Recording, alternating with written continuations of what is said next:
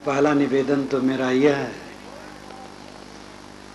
कि बहुत से संत भक्त और देवियाँ वहाँ मेरे पास पहुँचते हैं, भीड़ रहती है, मैं सबसे कुशल नहीं पूछ पाता और कुशल पूछना मुश्किल है। सबसे इतनी भीड़ रहती है, किनसे पूछूं, कहीं किसी से पूछ लिया तो इसलिए कोई ये अमर्श न रखेंगे कि मुझसे साहब बात नहीं की। भीड़ में ये बहुत मुश्किल हो जाता है। आप आए हैं तो आप जब चले हैं उसके पहले ही से आपने मुझसे बात की है और मैं भी आपसे बात करने के लिए प्रस्तुत हूँ। अलग अलग न पूछ पाऊँ न बात कर पाऊँ तो किसी के मन में अमर्ष नहीं होना चाहिए। भीड़ जहाँ होती है तहाँ व्यवस्था में त्रुटियाँ होती ही हैं, उसको तो आप लोग सहते हैं और समझते हैं किस्सा करके ही कुछ होता है, उसके लिए आपको कुछ कहना नहीं। विचार और आचरण ये दोनों की पवित्रता हमारे जीवन की पवित्रता है। विचार जब अच्छे होते हैं तो आचरण भी अच्छे होते हैं और जब विचार गंदे होते हैं तो आचरण गंदे होते हैं। मन से सब होता है, मन मूल है, मूल गहे ते काम है, तय मति भरम भुलाओ, मन शायर मनसा लहरी बहे कतहु मत जाओ। साहब कहते मूल पकड़ने से काम बनेगा, तुम भटको मत। मन समुद्र है और इच्छाएं तरंगे, उसमें बह करके कहीं मत जाओ। मन और मनसा ये दोनों को वश में करो। गंदे विचार हमारे होते हैं तो गंदे आचरण होते हैं, सही विचार होते हैं तो सही आचरण होते हैं। विश्वासों के विषय में भी बहुत बातें होती हैं, बहुत ऐसे विश्वास हैं जिससे हम भटकते हैं। कहीं चले, छूछा घड़ा लेकर के कोई सामने आ गया, विश्वास है कि छूछा घड़ा देखने से अशुभ होता है। ऐसा कुछ नहीं। छूछा घड़ा देखें, भरा घड़ा देखें, कोई हानि लाभ होने वाला नहीं है। भरे घड़े की आशा आप बिल्कुल न करें। किसी ने टोक दिया कि कहां जाते हो तो बहुत खराब हो गया। कोई टोक दे, कोई हर्ज नहीं है। पूछे आपसे आप कहां जा रहे हैं, आप दुख न माने, उसमें कोई नुकसान नहीं होगा। अगर धोबी को देखा तो मंगल होगा और तेली को देखा तो अमंगल हो जाएगा। पता नहीं धोबी समाज ने आप लोगों को क्या दे दिया है घूस, और तेली समाज ने आपके घर से क्या चुरा लिया है जो इस प्रकार धारणा बना लिए। दोनों को देखने से मंगल है, सबको देखने से मंगल है, भगवान के दर्शन करने से मंगल है। और भगवान अगर कहीं है तो ये प्राणी है। देखो यहां विराट स्वरूप भगवान बैठा है। नींद खुले, घर के सदस्यों को देखो, जानवरों को देखो, समझो भगवान के दर्शन हुए। पड़ोसी को देखो, ये सब भगवान है, उसमें छोटा बड़ा कौन है। तेली को देखने से खराब हो जाता है और तेल लेकर के कहीं सामने आ गया तो बिल्कुल विनाश। और रोज सब तेल लगाते हैं और तेल खाते हैं, विनाश नहीं होता है। कितना बड़ा भ्रम है।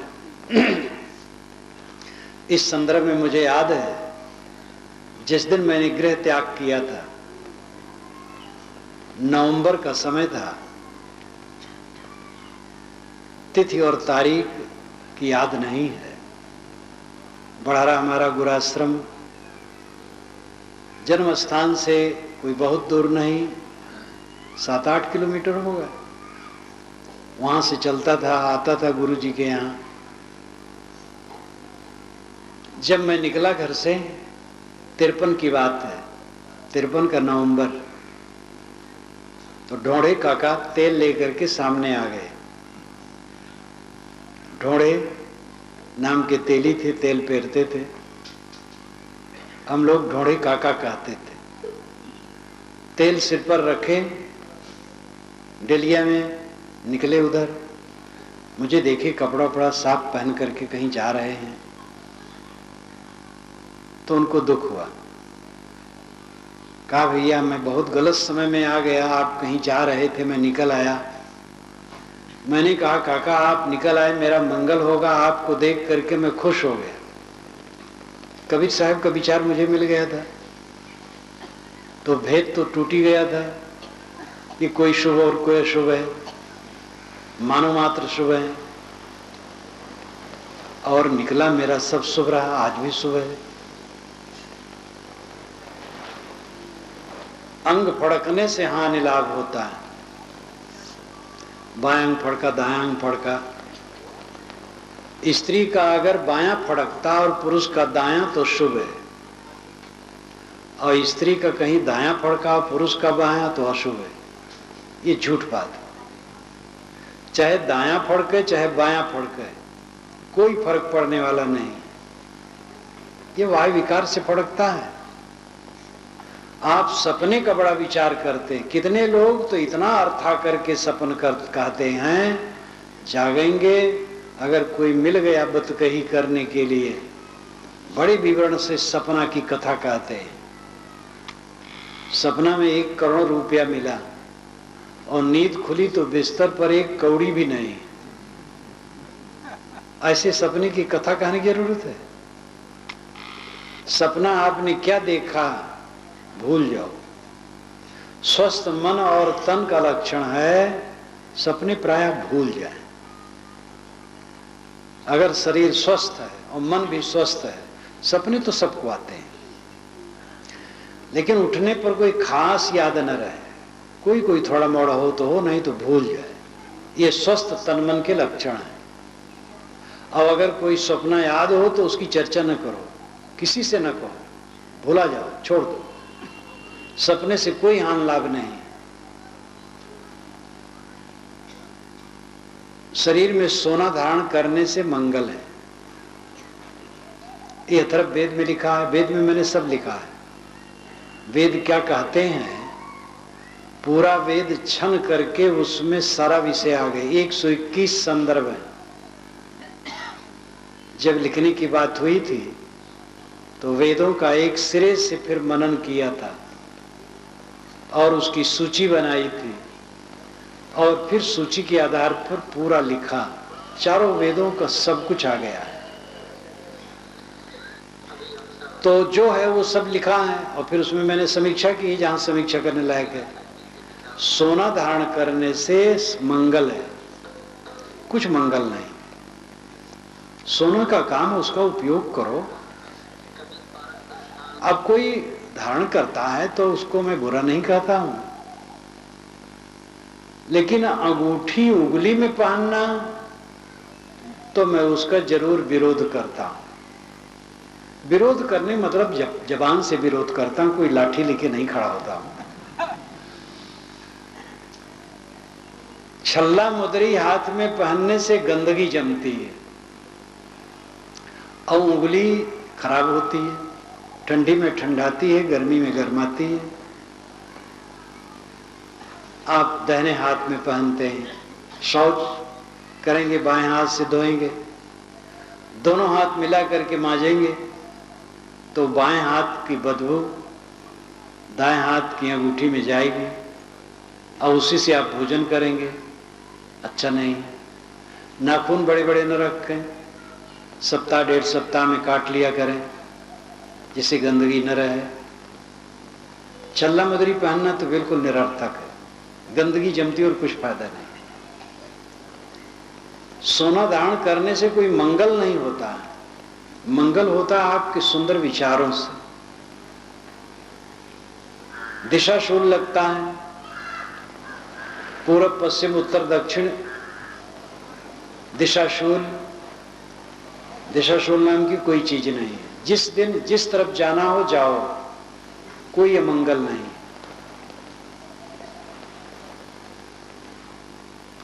मंगल बुध उत्तर दिश काला, मंगल बुध उत्तर को जाए तो काल है, लेकिन मंगल बुध को भी उत्तर के लिए ट्रेनें बसें छूटती है। इलाहाबाद से फैजाबाद के लिए छूटती है, बंबई से दिल्ली के लिए छूटती है। दिशाशूल नाम की कोई चीज नहीं। योगिनी दाहिने है कि बायां है, ये भी भ्रम है। देवता को खुश करने के लिए प्रयास, देवता को खुश करो तो पुत्र मिलेगा, देवता को फूल चढ़ाए, अन्न चढ़ाए, नारियल चढ़ाए, मिठाई चढ़ाए, चलो कोई बात नहीं। देवता को लोग बकरा, मुर्गा और सूअर भी चढ़ाते हैं। देवता भला निर्दय होंगे? देवता तो जो है जो दयालु है, वो कैसे चाहेगा कि किसी प्राणी की हत्या की जाए? जब हम किसी प्राणी के गले पर छुरी चलाते हैं, वो तड़पता, पीड़ा होती है। देवता कैसे खुश होगा? हमारे मन का भ्रम है। देवता कभी निर्दय नहीं होता है। अगर कोई देव पूजन करता है तो उसे नारियल चढ़ाना चाहिए, मिठाई चढ़ाना चाहिए, फल फूल चढ़ाना चाहिए, जीव हत्या नहीं करना चाहिए। साहब कहते हैं, माटी की कर देवी देवा काट काट जीव दैया जी, जो तोहरा है सांचा देवा खेत चरत क्यों न लैया जी। माटी की देवी देवता बना लिए और बकरा मुर्गा सूअर काटने लगे। तुम्हारा देवता अगर मांस का प्रेमी है तो खेत में चरते हुए जानवरों को क्यों नहीं खा लेता है? ये महाभ्रम है कि जीव हत्या करने से देवता खुश होते हैं। मान लो कि जीव हत्या करता है, कोई पूजा करता है, बाल बच्चे बढ़े, धन बढ़ा, तो बाल बच्चे और धन बढ़ते हैं प्रारब्ध पुरुषार्थ से, जीव हत्या करने से नहीं। लेकिन उसमें हम उसको जोड़ लेते हैं। सदैव सत्कर्म में प्रेम रखो। कोई देवी देवता पूजने वाला है, वो पूज सकता है, लेकिन सात्विक पूजा होनी चाहिए, जीव हत्या नहीं। और तथ्यता यह है, कबीर साहब का विचार है कि प्राणी देवी देवता हैं। प्राणी की पूजा, प्राणी का सत्कार करो, प्राणी मात्र के प्रति आदर भाव रखो। प्राणियों का आदर करोगे तो यही महान देव पूजन है। विचार सही होते हैं तब आचरण सही होते हैं। मैंने शुरू में कहा था, विचार गलत हैं तो आचरण गलत है। हमारा विचार पहले सही होना चाहिए। ये गलत गलत विचार जो हमें मिले हैं, ग्रंथों में, पुस्तकों में भी ऐसे शास्त्र हैं जिसमें गलत विचार हैं। प्रवचन देने वालों में गलत विचार होते हैं, बताने वालों में, पुरोहितों में। वो गलत विचार सदैव मनुष्य को गलत दिशा देते हैं। आपको निर्छीर विवेकी होना चाहिए। स्वयं विवेक की आंखों से देखने की चेष्टा होनी चाहिए।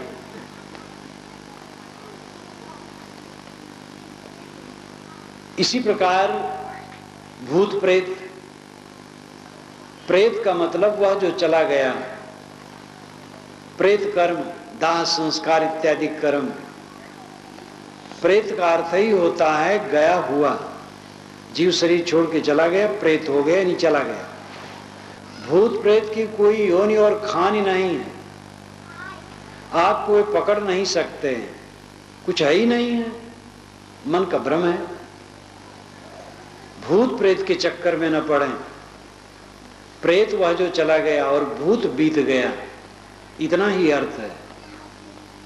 भूत प्रेत की कोई योनि नहीं, कोई खान ही नहीं, वह भैंसा बन करके, सांप बन करके, बकरा बन करके, ऊंट बन करके आ गए, ये भ्रम है। कोई भी जानवर की देह बनती है अपनी खान के अनुसार। योनिज है तो माँ बाप के संयोग से, उष्मज है तो उष्मा से, और वह शरीर धारण करते हैं, कुछ दिन में बड़े होते हैं। अगर उनका शरीर छूट जाए तो लाश पड़ी रहती है। प्रेत जीवात्मा भैंसा बन गया। कैसे? भैंसा बनने के लिए भैंसा और भैंस के संयोग के बाद पड़वा पैदा होता है 10 महीने, 9-10 महीने पर, और वो वर्षों में बड़ा होता है, तब भैंसा बनता है। प्रेत तुरंत भैंसा बन करके कैसे खड़ा हो गया? इसलिए भूत प्रेत का केवल भ्रम है। भूत प्रेत नाम का कोई जानवर नहीं। ऐसी भ्रांतियों से अपने को अलग रखना चाहिए। जीवात्मा किसी का अंश है, ये भी एक विचार है। ये विचार भ्रमपूर्ण है। जीवात्मा अमर है। अमर किसी का अंश नहीं होता है। ना जायते मृते वा विपश्चित नायम कुतश्चित न बभूव कश्चित अजो नित्य शास्त्रों पुराणों न हन्यते हन्यमाने शरीरे। ये उपनिषद का विषय, श्रुति का, जो वेद का अंग माना जाता है। ना जायते मृते वा विपश्चित। विपश्चित कहते हैं विद्वान को, पंडित को, ज्ञानी को, लेकिन यहां विपश्चित का अर्थ है ज्ञानवान आत्मा। वो न जन्मता है न मरता। न जायते मृते वा विपश्चित नायम कुतश्चित न बभू कश्चित।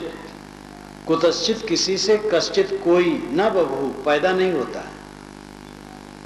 एक आत्मा दूसरे आत्मा से या किसी परमात्मा से पैदा नहीं होता है। नायम कुतश्चित न बभू कश्चित। इन वाक्यों, इन शब्दों पर ध्यान देने योग्य है। न अयम, न यह, कुतश्चित किसी से, न बभू कश्चित, बभू पैदा होना, कश्चित कोई, ये किसी से पैदा नहीं होता है। अजो नित्य शास्त्रों पुराणों, ये तो अजन्मा है, पैदा कैसे होगा? नित्य शाश्वत है, पुराण पुरुष है। जो जन्मा ही नहीं है वो अंश कैसे है? ये किसी का अंश नहीं है। ये प्रमाण की बात है, युक्त की बात। अंश अविनाशी नहीं होता, अविनाशी अंश नहीं होता। इस पर ध्यान दीजिए। एक 7 हाथ की चद्दर है, 1 फीट काट दी गई तो 7 हाथ की जो चद्दर है वो तो अंशी है, और 1 फीट काट दिया गया वो अंश है।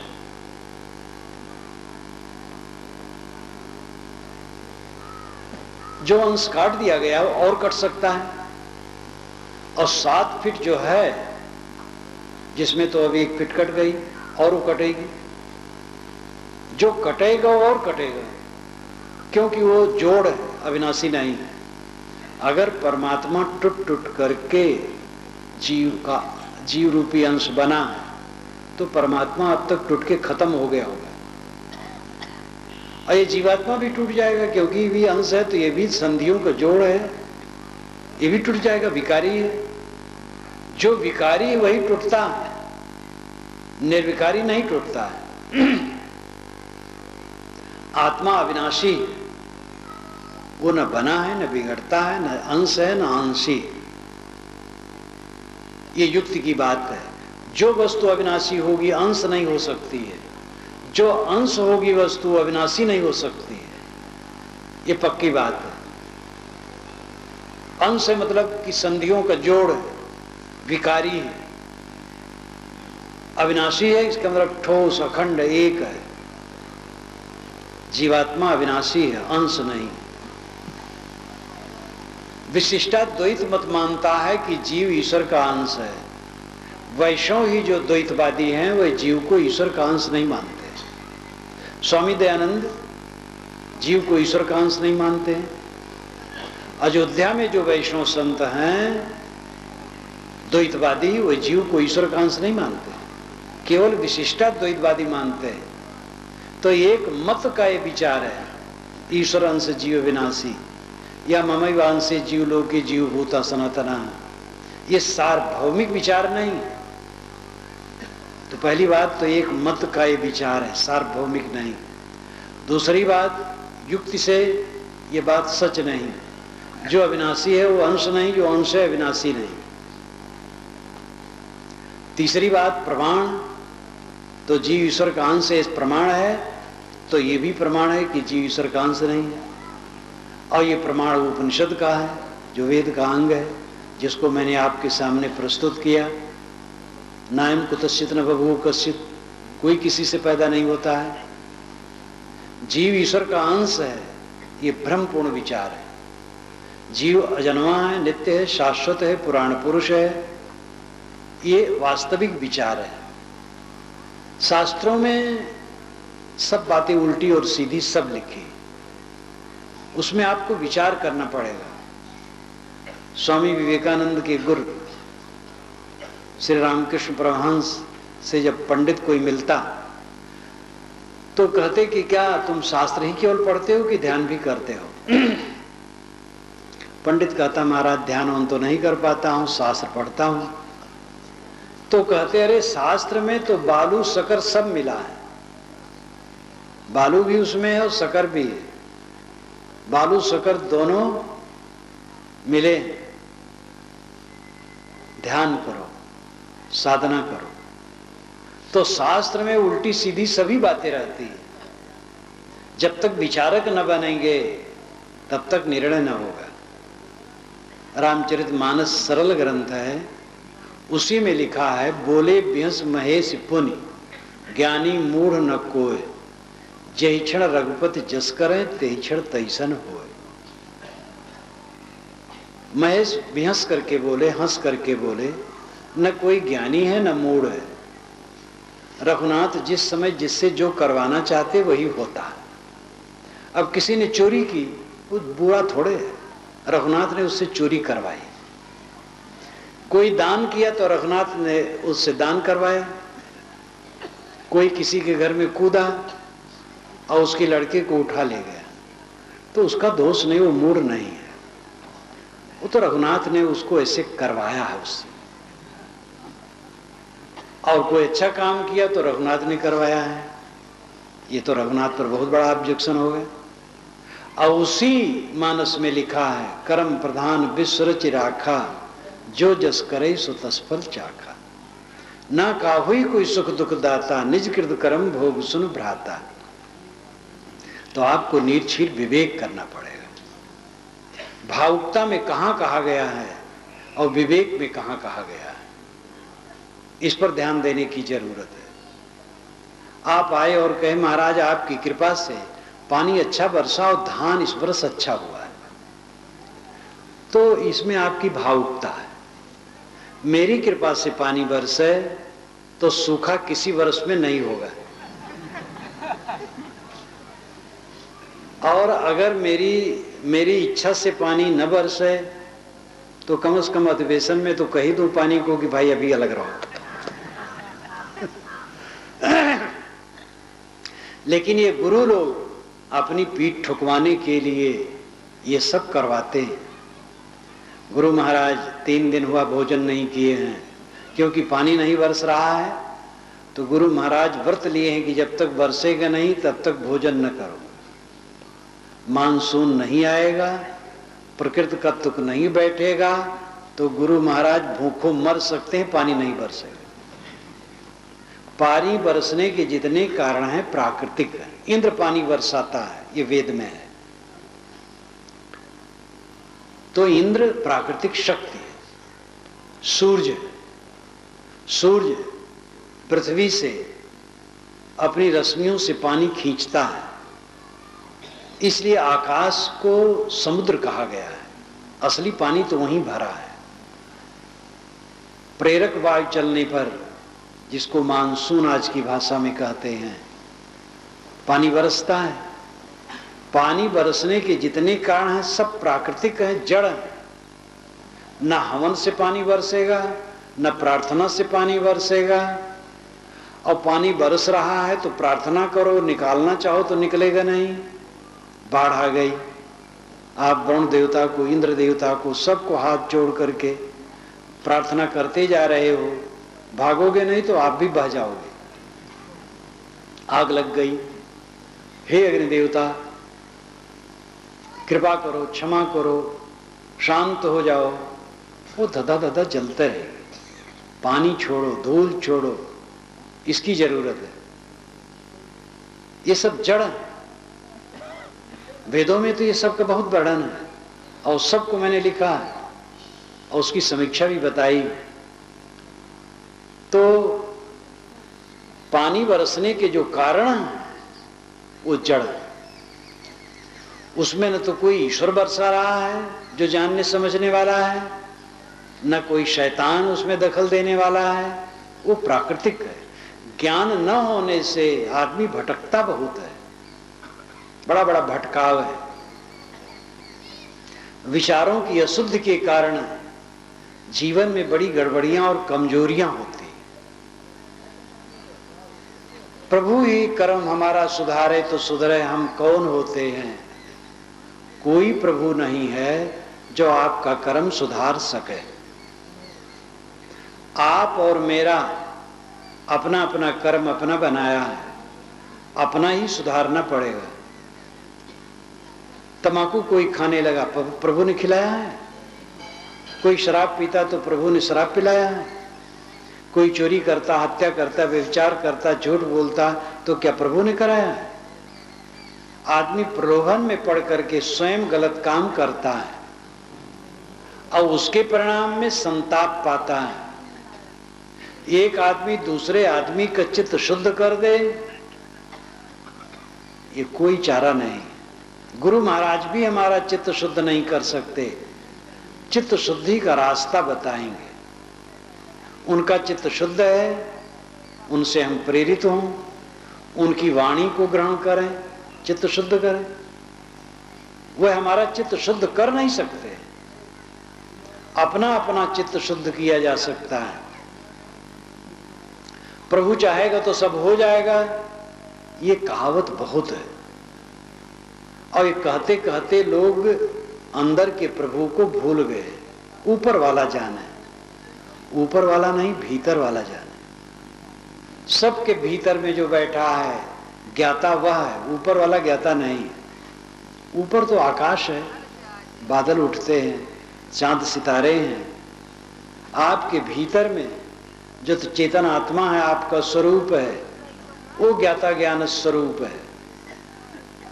और उसी को समझने की जरूरत है कि क्या गलत है और क्या सही है। भगवान की माया हमें न चाहती है, एक विचार है। भगवान की माया न चाहती है कि आपकी माया न चाहती है? माया कहते हैं छल कपट को। तो भगवान धोखेबाज होगा जो छल कपट रखता होगा पास में। आपके मोहल्ले और टोले में एक आदमी 20 आदमियों को लेके छिप के बैठा हो और रात में छोड़ दे और एक गांव में जाकर के हत्या करें, लूट करें, तो आप भागेंगे, दौड़ेंगे, पुलिस को बताएंगे और पुलिस से पकड़वाना चाहेंगे।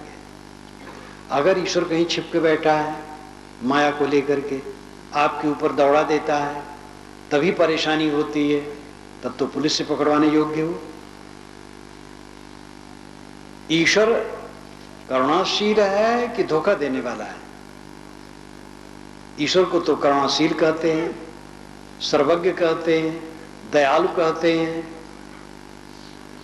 तो माया आपके ऊपर कैसे दौड़ाएगा? वो छल कपट कैसे रखेगा? आपको धोखा कैसे देगा? भगवान की माया नचा रही है। भगवान की माया नहीं नचा रही, अपनी अपनी माया सबको नचा रही है। एक आदमी, एक युवक किसी लड़की से मोह करने लगा, तो ये नाच भगवान ने नचाया है कि खुद वो नाच रहा है?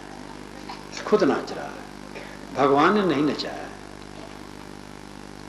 सबकी अपनी अपनी माया है। माया है मन का मोह।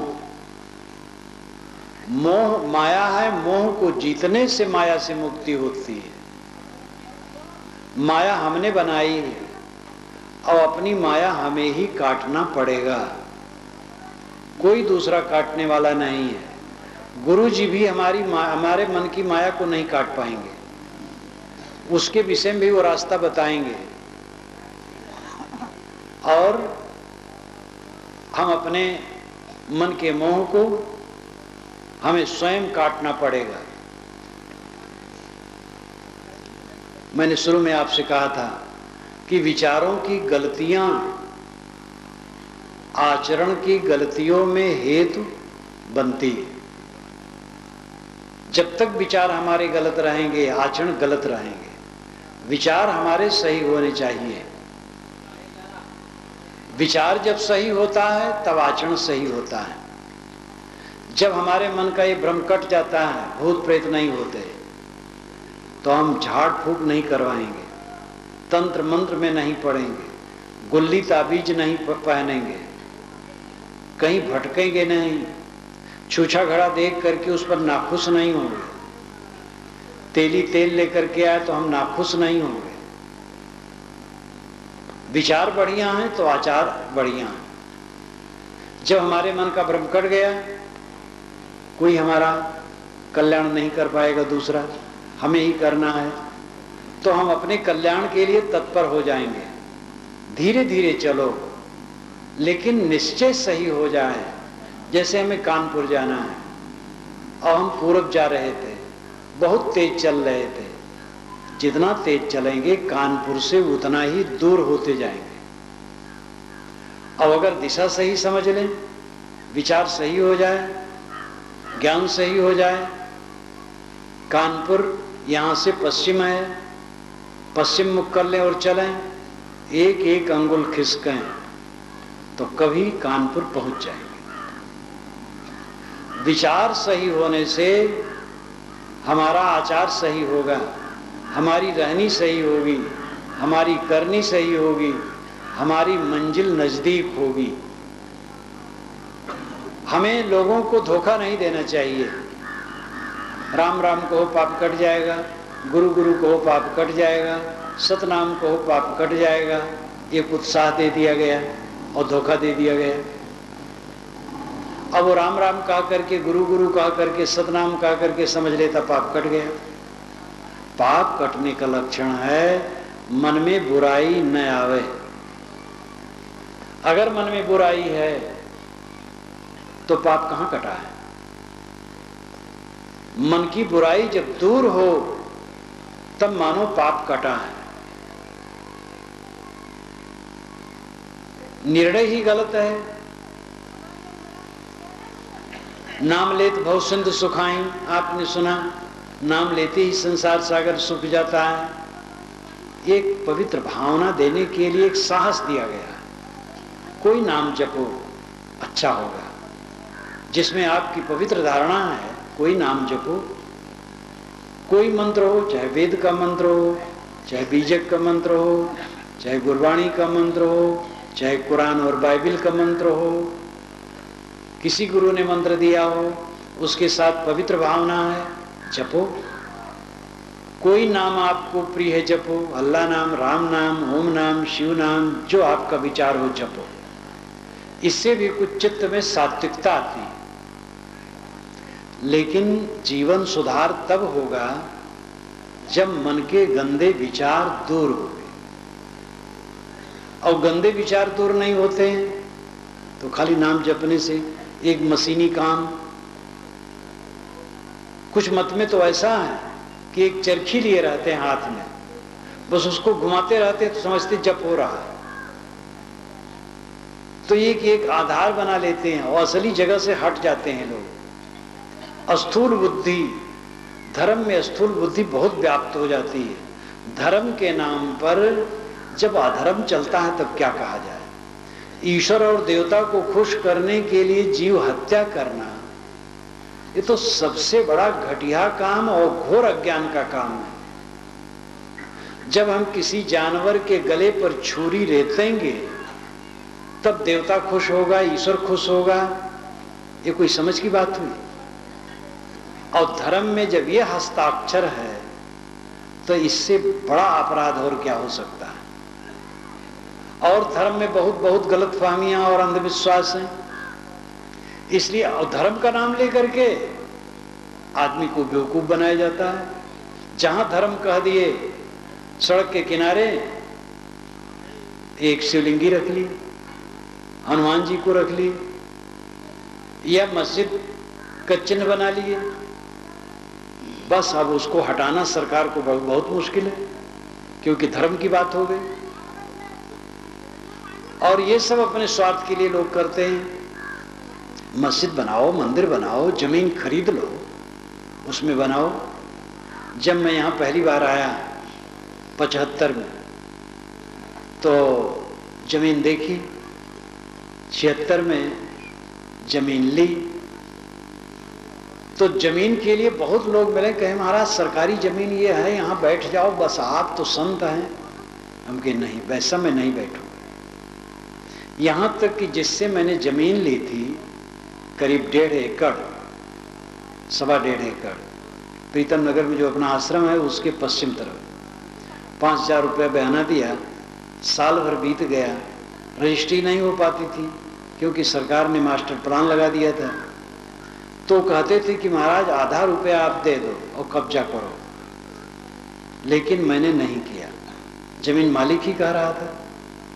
जब सरकार ने ले लिया, तो जब इंजीनियर मुझसे मिलने आया तो हमारे एक सज्जन ने कहा कि यहाँ पर जमीन ली गई थी लेकिन हम लोग छोड़ दिए।